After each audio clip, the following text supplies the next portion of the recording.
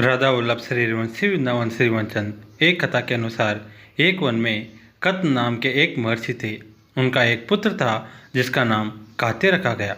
इसके पश्चात कात्य गोत्र में महर्षि कात्यायन ने जन्म लिया।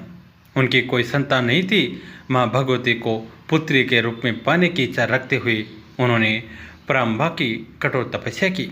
महर्षि कात्यायन की तपस्या से प्रसन्न होकर देवी ने उन्हें पुत्री का वरदान दिया। कुछ समय बीतने के बाद राक्षस महिषासुर का अत्याचार अत्यधिक बढ़ गया। तब त्रिदेवों के तेज से एक कन्या ने जन्म लिया और उसका वध कर दिया। कात्य गोत्र में जन्म लेने के कारण देवी का नाम कात्यायनी पड़ा।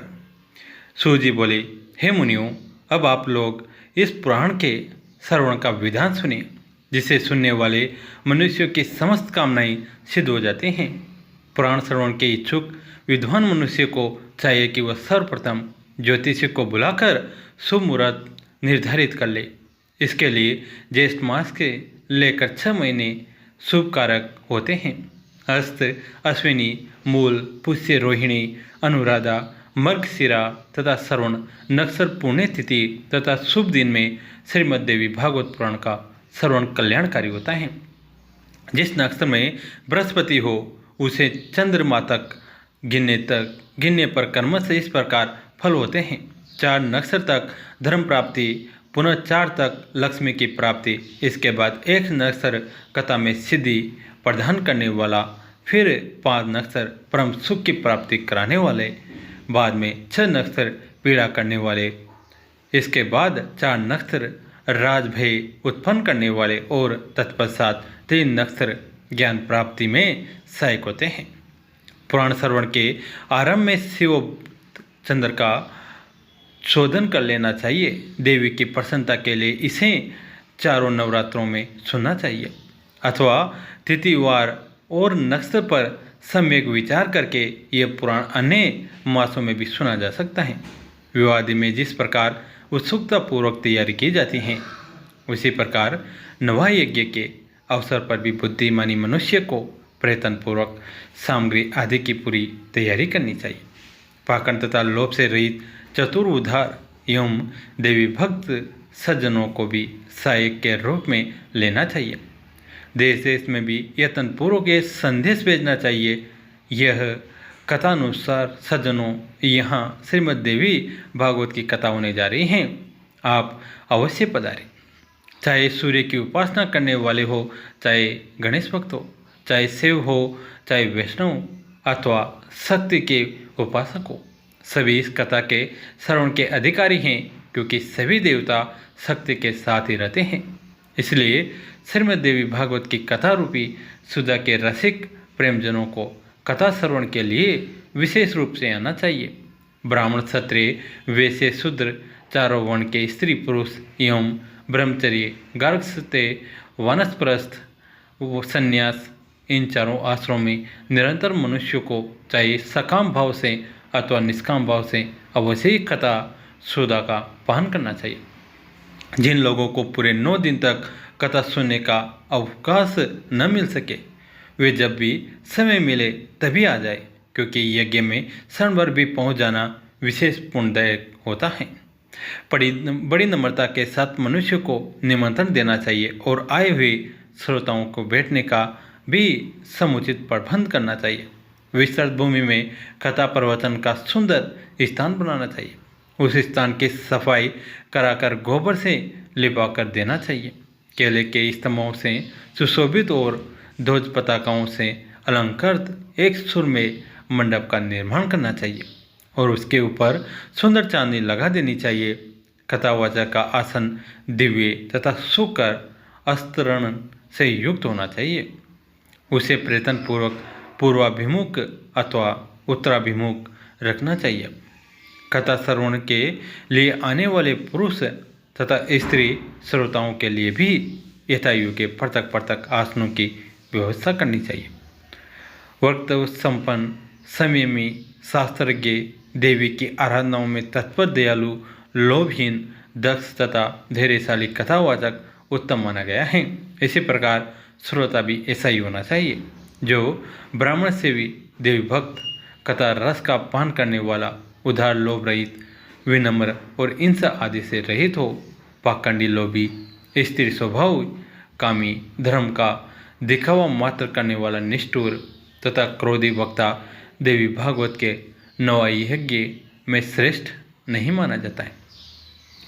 श्रोताओं की शंकाओं के निवारण हेतु कथावाचक के साथ एक ऐसा सहायक भी लगा देना चाहिए जो पंडित, गुणगान, शांत तथा श्रोताओं को समझाने में कुशल हो। कथा प्रारंभ होने के एक दिन पूर्व ही वक्ता एवं श्रोतागणों को शोरकर्म करा लेना चाहिए। तत्पश्चात अन्याय नियमों का पालन करना चाहिए। उस दिन शौचादि से निवृत्त हो अरुणोदय वेला में ही स्नान कर लेना चाहिए। संध्या तथा तर्पण आदि नित्य क्रम संक्षेप में ही करना चाहिए। तत्पश्चात कथा श्रवण का अधिकारी बनने के लिए गोदान करे और सब विघ्नों को दूर करने वाले श्री गणेश जी का सर्वप्रथम पूजन करे। कलश स्थापना करके वहाँ 10 दिक्पालों, बेटुक, क्षेत्रपाल, सभी योगिनियों और मर्तकाओं का भी पूजन करे। तुलसी, नवग्रह, विष्णु तथा शिव जी का पूजन करके नवाक्षर मंत्र से जगदम्बा का पूजन करना चाहिए। तत्पश्चात सुंदर अक्षरों में लिखी हुई भगवत की वागई मूर्ति स्वरूप श्रीमद् देवी भागवत पुस्तक की सभी उपचारों से विधिवत पूजा करके कथा की निर्विघ्न समाप्ति के लिए 5 विद्वान ब्राह्मणों का वर्ण करना चाहिए। उनसे निरंतर निर्वाण मंत्र का जप एवं दुर्गा सप्तशती का पाठ कराना चाहिए। अंत में सब प्रदक्षिणा तथा नमस्कार के बाद इस प्रकार स्तुति करे। हे कात्यायनी, हे महामाये, हे भुवनेश्वरी, हे कृपामय, हे भवानी, मैं संसार सागर में डूब रहा हूँ, मेरा उद्धार कीजिए। तथा हे ब्रह्मा विष्णु में से पूजनीय माता जगदम्बे, मेरे ऊपर प्रसन्न होइए। हे देवी, आप मुझे मनोवांछित वर प्रदान कीजिए। आपको बार बार प्रणाम है इस प्रकार प्रार्थना करके स्वचित्त होकर कथा सुने। उस समय चित्त होकर वक्ता को साक्षात व्यास समझकर विधिवत उनकी पूजा करे और वस्त्राभूषण तथा माला आदि बनाकर उनसे प्रार्थना करे। समस्त शास्त्र तथा पुराण ऐतिहासिक के ज्ञाता हैं व्यास जी, आपको नमस्कार हैं। आप कथा रूपी चंद्रमा की ज्योति से हमारे अंतकरण के अंधकार समूह को नष्ट कीजिए। इसके बाद नवहा के नियमों का व्रत ले और ब्राह्मणों का यथाशक्ति पूजन करके उन्हें पहले यथास्थान बिठा दे। तत्पश्चात स्वयं भी अपने आसन पर बैठ जाए। तब सावधान मन से चारों पुरुषार्थ, धर्म, अर्थ, काम एवं मोक्ष फल को प्राप्त करने के लिए पुत्र, कलत्र, धन धान्य तथा ग्रह की चिंता छोड़कर तथा कथा सुने। विद्वान वक्ता को चाहिए कि वह सूर्योदय से आरंभ करके पुनः दोपहर में 2 घड़ी विश्राम करके सूर्यास्त के कुछ समय पहले तक कथा वाचन करे। मलमूत्र के वेग को रोकने के लिए स्वल्प पलाहार उत्तम होता है। कथार्थी को दिन रात में केवल एक बार हवियस्त्रन का भोजन करना ही ठीक है, अथवा फलाहार करे या केवल दूध घी के आहार पर ही रहे। बुद्धिमान को चाहिए कि ऐसा आहार ग्रहण करे जिससे कथा में किसी प्रकार की बाधा न हो। हे द्विजगण, अब मैं कथा श्रवण में निष्ठा रखने वालों के नियम बताता हूँ। जो लोग ब्रह्मा, विष्णु और शिव में भेद दृष्टि रखते हैं, देवी की भक्ति से रहित हैं, जो पाखंडी, हिंसक तथा दुष्ट हैं और जो ब्राह्मणों से द्वेष रखने वाले तथा नास्तिक हैं, वे कथा श्रवण के योग्य नहीं हैं। जो परस्त्री, प्राय धन, ब्राह्मण धन तथा देव संपत्ति के हरण में लुब्ध रहते हैं, उनका कथा श्रवण में अधिकार नहीं है। श्रोताओं को चाहिए कि वे ब्रह्मचर्य का पालन करें, पृथ्वी पर सोए, सत्य बोले, जितेंद्रिय रहे तथा कथा की समाप्ति पर संयम पूर्वक पतल पर भोजन करें। व्रती को बैंगन, बहेड़ा, कलिंद, तेल, दाल, मधु और जला हुआ बासी तथा भाव दूषित अन्न का त्याग कर देना चाहिए। कथा सुनने वाला व्रती मांस, मसूर, रजस्वला स्त्री का देखा हुआ खाद्यान्न, लहसुन, मूली, हींग, प्याज, गाजर, कोहड़ा और करमुख का साग न खाए। काम, क्रोध, मद, लोभ, पाखंड और अहंकार को छोड़ दे। विप्रद्रोही, पतित, संकारी, चंडाल, यौन, अत्यंत रजस्वला स्त्री और वेद विहीन मनुष्यों से कथावर्ती को वार्तालाप नहीं करना चाहिए। यह श्रोता को चाहिए कि वो वेद, गो, गुरु, ब्राह्मण, स्त्री, राजा, महापुरुष, देवताओं और देवभक्तों की निंदा कभी न सुने। जो कथावर्ती हो उसे सर्वदा विनयशील, सरलचित्त, पवित्र, दयालु, कम बोलने वाला तथा उदार मन वाला होना चाहिए। श्वेत कुष्ठी, कुष्ठी से रोगी, अभागा, पापी, दरिद्र तथा संतानहीन मनुष्य इस कथा को भक्तिपूर्वक सुने। जो स्त्री वंध्या, काकवंध्या, जिस स्त्री को एक बार संतान होकर बंद हो जाए, अभागिनी तथा मर्तवस्सा हो और जिसका गर्भ गिर जाता हो, ऐसी सभी स्त्रियों को इस देवी भागवत का श्रवण करना चाहिए। जो मनुष्य बिना परिश्रम के ही धन, अर्थ, काम और मोक्ष प्राप्त करना चाहता है, वो यत्नपूर्वक इस देवी भागवत की कथा अवश्य सुने। इस नवा कथा के 9 दिन 9 यज्ञों के समान है। उनमें किया गया दान, होम तथा जप अनंत फल देने वाला होता है। इस प्रकार नवा व्रत करके उसका उद्यापन करना चाहिए। फल की कामना करने वाले पुरुषों को महाअष्टमी व्रत के उद्यापन के भांति नवा व्रत का भी उद्यापन करना चाहिए। निष्काम व्यक्ति कथा के श्रवण मात्र से पवित्र होकर मुक्ति पा जाते हैं, क्योंकि पराभगवती मनुष्य को भोग और मोक्ष सब कुछ देने वाली हैं। पुस्तक और कथावाचक दोनों की प्रतिदिन पूजा करनी चाहिए और वक्ता द्वारा दिया हुआ प्रसाद भक्तिपूर्वक ग्रहण करना चाहिए। नवा यज्ञ में जो श्रोता नित्य कुमारी, कन्याओं, सुहागिन स्त्रियों तथा ब्राह्मणों को भोजन कराता तथा उनसे प्रार्थना करता है, उसकी कार्य सिद्धि अवश्य हो जाती है, इसमें संदेह नहीं है। सभी त्रुटियों की शांति के निमित्त कथा समाप्ति के दिन गायत्री सहस्त्र नाम अथवा विष्णु सहस्त्र नाम का पाठ करना चाहिए, जिनके स्मरण तथा नाम कीर्तन से तप, यज्ञ, क्रिया आदि में न्यूनता समाप्ति हो जाते हैं। उन विष्णु भगवान का नाम कीर्तन करना चाहिए। कथा समाप्ति के दिन दुर्गा सप्तशती के मंत्रों का भी पाठ करना चाहिए। कैसी लगी आज की कथा? अगर अच्छी लगी तो इसे अपने दोस्तों के साथ, फैमिली के साथ शेयर करें। कहानी अंत तक सुनने के लिए आप सभी का तहे दिल से धन्यवाद। राधा वल्लभ श्री रघुवंशी वृंदावन श्री रघुवंशचंद। एक दिन संध्या के समय सरयू के तट पर तीनों भाइयों संग टहलते श्री राम से महात्मा भरत ने कहा, एक बात पूछो भैया, माता कैकेयी ने आपको वनवास दिलाने के लिए मंत्रा के साथ मिलकर जो षड्यंत्र किया था, क्या वो राजद्रोह नहीं था?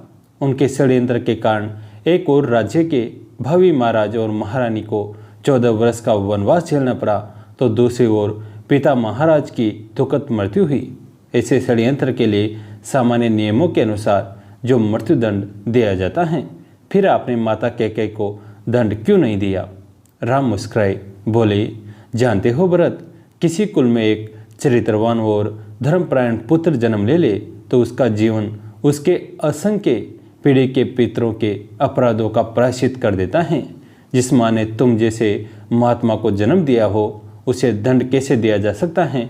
भरत संतुष्ट नहीं हुए, कहा, यह तो मोह है भैया, और राजा का दंड विधान मोह से मुक्त होता है।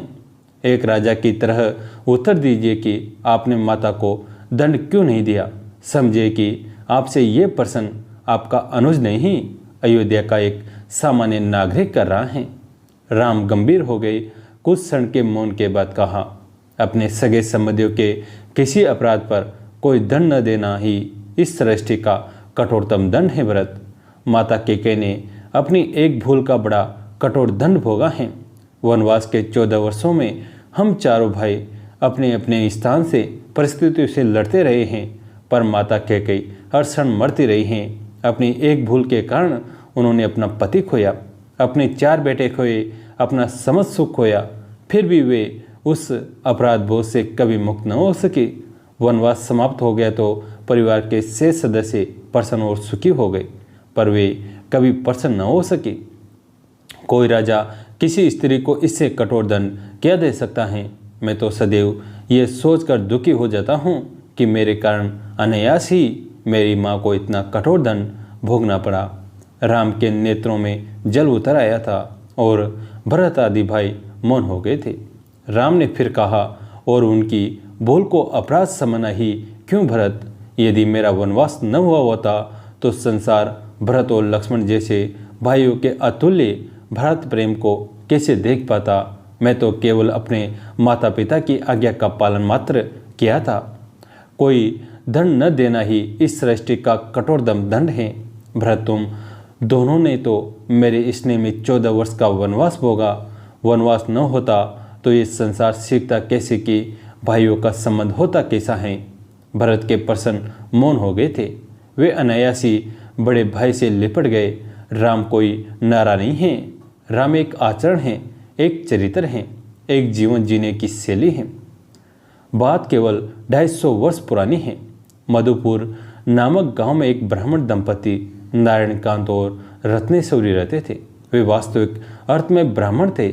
सादा, सुखी और संतोषी जीवन। नारायणकांत अध्यापन का कार्य करते और रत्नेश्वरी अपने आंगन में लगे कपास के पौधों से रुई काटकर गांव भर के यजमानों के लिए जनेऊ बनाती रहती और मनी मन बुदबुदाती रहती। मेरो मन राम ही राम रटे रे, राम नाम जप लीजिए मनवा, कोटिक पाप कटे रे। पूर्ण संतोषी जीवन होने पर भी संतान न होने से ब्राह्मणी का हृदय हाहाकार करता रहता। अंत में भगवान वेदनाथ की शरण लेने पर उन्हें विलक्षण गुणों से संपन्न एक कन्या पैदा हुई। नाम रखा लीलावती। दुर्लभ हैं वे लोग जो अपनी संतान के लिए भगवत भक्ति रूपी संपत्ति छोड़ते हैं। नारायणकांत और रत्नेश्वरी का अपनी पुत्री से प्रेम भगवान की भक्ति से लबालब भरा था। इसी कारण लीलावती की जीवन धारा भी सहज ही भक्ति की ओर मुड़ती गई। नारायणकांत जब पूजा में बैठे होते तो वह बालिका चुपचाप उनके शालिग्राम को निहारा करती। लीलावती को सबसे मीठी और प्यारी लगती माँ के द्वारा ब्रह्म मुहूर्त में गाई गई नाम धुन, राधा कृष्ण जय कुंज बिहारी मुरलीधर गोवर्धन धारी, श्री कृष्ण गोविंद हरे मुरारी, हे नाथ नारायण वासुदेव। प्रतिदिन सुनने से लीलावती को भी यह नाम धुन याद हो गई और वह अपनी तोतली बोली में इसे गाती रहती। संध्या समय जब माँ तुलसी महारानी को दीप दिखाने जाती तो वह घुटनों के बल तुलसी चौबारे में पहुंच जाती और माँ का आंचल पकड़कर खड़ी हो जाती और स्वयं चौबारे में दीप रखती।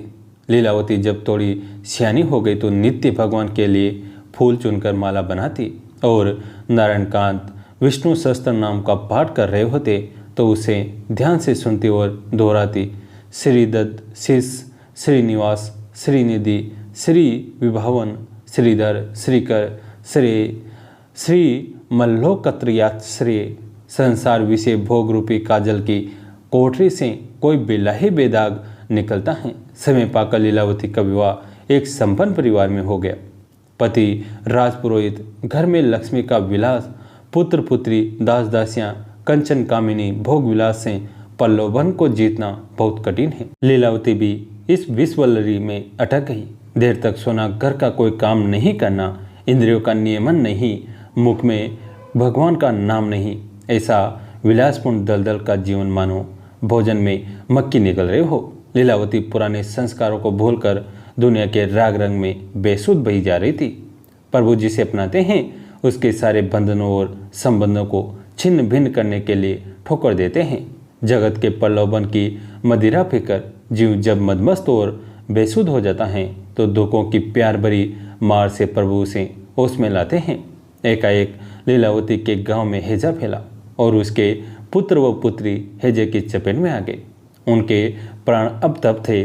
उस जमाने में हैजा असाध्य बीमारी थी, कोई दवा काम नहीं कर रही थी और लीलावती अपने बीमार बच्चों की सैया के सिहारने बेटी आंसू बहाते हुए एक एक क्षण गिन रही थी और अपने जीवन को कोसती हुई धाड़ मारकर रोती जा रही थी। चारों ओर से असहाय लीलावती को बचपन का प्रभु प्रेम स्मरण हो आया और वो पुकार उठी, श्री कृष्ण गोविंद हरे मुरारी, हे नाथ नारायण वासुदेव। सच्ची प्रार्थना से प्रभु का स्पर्श मिलता ही है। उसके बच्चे धीरे धीरे स्वस्थ होने लगे। भगवान का वचन है कि जिसे वे एक बार अपना लेते हैं उसे एक क्षण के लिए भी नहीं छोड़ते। दूसरे दिन का प्रभात लीलावती के जीवन का नया प्रभात था। सुबह सुबह एक अलमस्त फकीर के तबूरे पर गाते हुए उसने आवाज़ सुनी, राम कहत चलूँ, राम कहत चलूँ, राम कहत चलूँ भाई रे, नहिम तो बहु बेगारी में पर के छूटत अति कठिनाई ही रे। इसे सुनते ही लीलावती की मन की आंखें उसी तरह खुल गई जैसे बादलों को हटाकर सूर्य झांकने लगा हो और जन्म जन्मांतर का संचित अंधकार भाग गया हो। पिता के विष्णु सहस्त्र नाम और माता के नारायण नाम धुन के संस्कार मन में जाग उठे और वो भगवान की सच्ची चेरी बन गई। लीलावती ने भगवान बालकृष्ण की सोने की मूर्ति बनवाकर उसकी प्राण प्रतिष्ठा कराई और नित्य उनका षोडशोपचार पूजन करने लगी। परिवार की सेवा तो वह पले की तरह करती, पर सब कर्मों के केंद्र भगवान हो गए। अब नित्य विष्णु सहस्त्र नाम के पाठ के साथ जीवा पर अखंड नाम स्मरण का चस्का लग गया। बालकृष्ण की वो मूर्ति ही उसकी प्राणधार थी। उसके हृदय के आंगन में बालकृष्ण निरंतर किलकारी मारते रहते। वे कभी चंद्र खिलौने में के लिए हट करते तो कभी भूखा हूँ कहकर स्तनपान की जिद करते। मन ही मन अपने बालकृष्ण की चुम्मियाँ लेती। कभी उलझी ललटें सुलझाती और उसमें मोरपंख व गुंजमाला सजाती। कभी उनके लाल लाल तलवों की रज को हृदय से लगाती। अंदर ही अंदर वो बालकृष्ण की सेवा व लाड प्यार में इतना उलझी रहती कि सांसारिक कार्यों से वो धीरे धीरे विमुख होती चली गई। संसार से उसे वैराग्य हो गया था। उसकी प्रगाढ़ साधना से परिवार में भी भक्ति की सुगंध फैल गई। देवोत्थान एकादशी की रात्रि को घर में बालकृष्ण की झांकी सजाकर महोत्सव मनाया गया। परिवार के सभी लोगों ने आधी रात तक जागरण किया। फिर चरणामृत लेकर सब सो गए, मगर लीलावती की आंखों में नींद नहीं थी। उसके हृदय में आज कुछ अजीब तरह की लहरें उठ रही थी, मानो कन्हैया ने उसके आंचल को कस के पकड़ रखा हो और कह रहा हो कि मैं भूखा हूँ, माँ मुझे दूध पिला। उसने ठान लिया कि आज कन्हैया को स्तनपान कराऊंगी ही। जैसे जैसे उसके हृदय में संकल्प की लहरें उठ रही थी, वैसे वैसे उसकी तरसती और बरसती आंखों में देखा कि बालकृष्ण की स्वर्ण प्रतिमा साक्षात बालकृष्ण बन गई और यशोदा का लाल किलकारियाँ मारने लगा। लीलावती का आंचल दूध की धार से भीग गया। तभी मचलते हुए बालकृष्ण दौड़कर लीलावती के आंचल में प्रवेश कर जाते हैं और माँ से चिपट कर दुग्धपान करने लगते हैं। कलियुगी की यशोदा माँ और उसके बालकृष्ण दोनों ही लाल लड़ाते हुए एक दूसरे की इच्छा पूरी करने लगते हैं। लीलावती को दुर्लभ रतन मिल गया। अब उसकी कोई इच्छा शेष नहीं रह गई। दूसरे दिन प्रातःकाल जब घर वालों ने पूजा घर का द्वार खोला तो देखा कि लीलावती बालकृष्ण की मूर्ति को गोद में छिपटाए बेहोश पड़ी हैं। सदा सदा के लिए बेहोश, किंतु वो बेहोशी इस संसार के होश और होशियार से कहीं ज़्यादा मूल्यवान है, जिसमें उसने सदा सदा के लिए अपने बालकृष्ण को पा लिया और बालकृष्ण ने भी उसका दूध पान कर उसे दूसरी यशोदा माँ का दर्जा दे दिया। माँ जब मुझको कहा कृष्ण ने तुझ हो गए देव सभी, इतना आदर, इतनी महिमा, इतनी श्रद्धा कहाँ कभी उमड़ा स्नेह सिंधु अंतर में डूब गई आसक्ति अपार, देह गे अपमान कलेश छी विजय मेरा शाश्वत प्यार। राधे राधे। कैसी लगी आज की कथा? अगर अच्छी लगी तो इसे अपने दोस्तों के साथ, फैमिली के साथ शेयर करें। कहानी अंत तक सुनने के लिए आप सभी का तहे दिल से धन्यवाद।